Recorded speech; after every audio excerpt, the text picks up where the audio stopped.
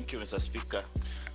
Prof, you'll go down the history as the first minister to be vetted twice in one term, one presidential term. Of course, the others who are coming, but for now you are the first, and that history will not be, will be there forever. And I'll take you back to what you said in the Senate, that history is replete with strong and powerful dictators who were brought down by the power of the people.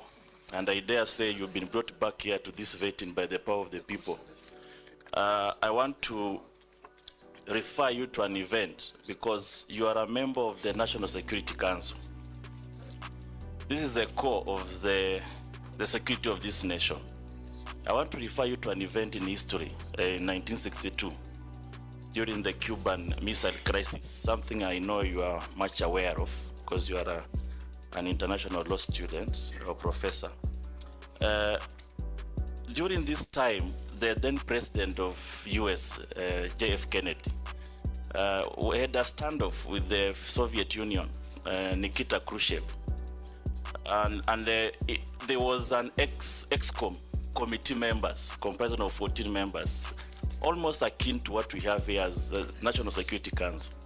All those 14 members agreed that to deploy.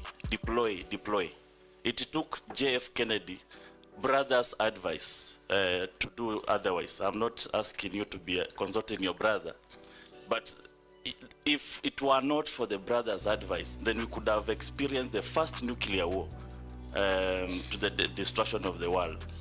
Now, I look at the events that have happened here as a result of either good or bad decision of the National Security Council. And just like somebody said, that there is always an inclination towards consensus, even if a decision is bad, that the committee of people could easily incline towards psychological consensus to the destruction or to the results of a bad decision. Does National Security Council of this republic also suffer from groupthink? Groupthink in a way that there is no devil's advocate to give an alternative decision making that can save the country. Then, Speaker, if you may allow me the last, very brief. You've tried to explain the donning of the uniform, the police uniform. What surprises me, Prof, is that you give instructions to police, you give press conferences, you are adorned in the uniform of the police. But when it comes to the crimes committed against humanity by the police, that's where you say the police are independent. How independent is your uniform? Professor. Thank you, Mr. Speaker. Mr. Speaker, with regard to the budget cuts, we will prioritize what we consider the 5 biggest national security threats in our programming.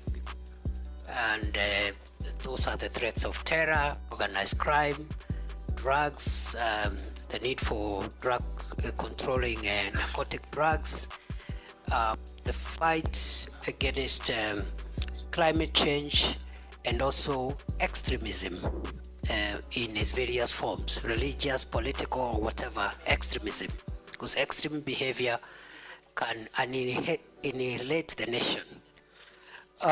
With regard to recruitment, going forward, we will ensure that each and every Kenyan, boy or girl who is recruited, can be accounted for. Because in the past, we've had so many claims of corruption and so many claims of favoritism, and therefore going forward, it's going to be demanded from the police that they account for every recruitment slot that they fill. We have a big problem of corruption in the country, and we hope the National Police Leadership Academy and the programs we want to put there as we look for succession management and new managers of security will be able to fight corruption in the National Police Service. Mr. Speaker, the Honorable Amisi asked me, I think the first was just a comment. He said, I've been brought here by the power of people, and I want to say happily, yes. Happily, yes. With regard to The second, and I say happily because it's important for public officials to be put under scrutiny and be measured using the highest possible threshold. So I have no issues, I have no problem. Even if I'm brought here 20 times, I will happily come up and try and explain myself to the people of Kenya and to the representatives of the people of Kenya.